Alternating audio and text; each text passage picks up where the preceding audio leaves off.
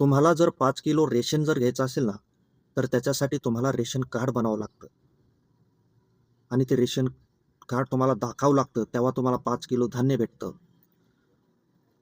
तुमचं driving licence जर घरी राहिलं, तर तुम्हाला ते दाखवलं नाही ड्रायव्हिंग लायसन, तर त्याचा दंड बसतो.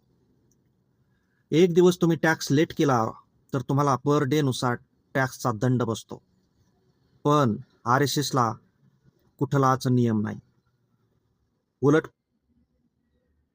सरसंघ चालकाच्या सुरक्षेसाठी पर मंथ 40-50 लाख रुपये खर्च येतो आणि तो तुमच्या टॅक्समधून पे केला जातो. अशा संघटन जे आहे त्याला कुठल्याच कायद्याचं बंधन नाही.